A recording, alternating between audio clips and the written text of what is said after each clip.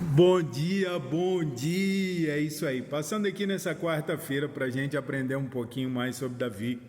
E a gente falava com relação às mortes de Jonatas, de Saul e do compromisso que Davi tinha feito com Jonatas. Era uma aliança ali, um comprometimento, um compromisso, uma lealdade.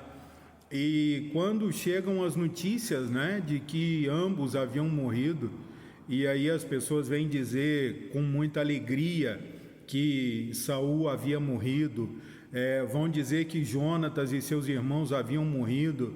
Rogério, e por que diziam com alegria? Porque eles entendiam que agora Davi poderia assumir o trono, porque Davi havia sido ungido rei, né, nomeado rei naquele lugar. Mas Davi não assumiu o posto enquanto Saul estava ali. Pelo contrário, Davi honrava e lutava a favor de Saul em todo o tempo. E o pensamento de Davi sempre foi esse. Davi foi aquele da obediência e da honra, daquele de respeitar as autoridades, o seu superior, e a vida inteira foi assim.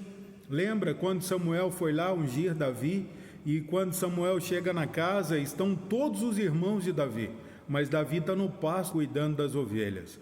Davi nunca foi de bajular, de paparicar, de agradar, sabe, em troca de alguma coisa, não. Davi entendia que o que precisava fazer, ele iria fazer. E se ele não soubesse, ele aprenderia. E foi assim uma vida inteira. Mas aquelas pessoas que tinham esse senso de paparicar, de bajular, de fazer agrado, sabe assim, esse joguinho de interesse, né, sem ter que fazer o que precisava, eles acharam que Davi era igual. E quando chegam dizendo para Davi, Davi se entristece com aquilo, a ponto de mandar matar e de matar as pessoas que mataram Saul, Jonatas e os irmãos de Jonatas. Mas enfim, com tudo isso, Davi assume o trono. E aí, quando Davi assume o trono, eu vou entender que, mais uma vez, ele nos dá uma lição maravilhosa. Não é bajulação, é comprometimento.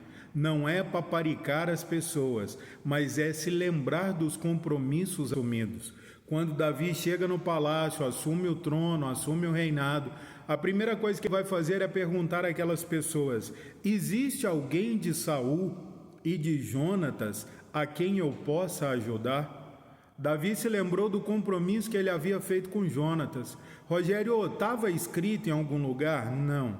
Não precisa escrever. Quando você tem pessoas leais fazendo um comprometimento, assumindo um compromisso um com o outro. E aí Davi ouve dizer que tem Mefibosete. Está lá no campo, lá em Lodebar. Para alguns significa terra do esquimento. E aí aqui cai por terra aquele ditado popular, né, que diz que quem não é visto não é lembrado. Mefibosete não era visto, mas ele foi lembrado. O que eu aprendo com isso? É que quando Deus ele tem algo para fazer na vida, não precisa de ninguém lembrar de você.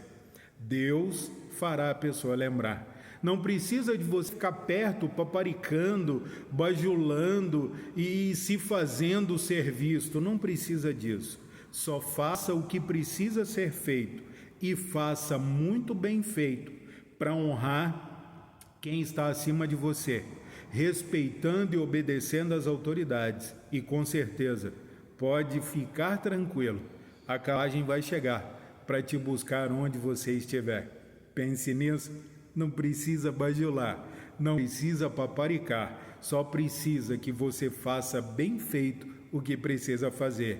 O resto, Deus assume o controle e faz por ti. Um abraço, Deus abençoe.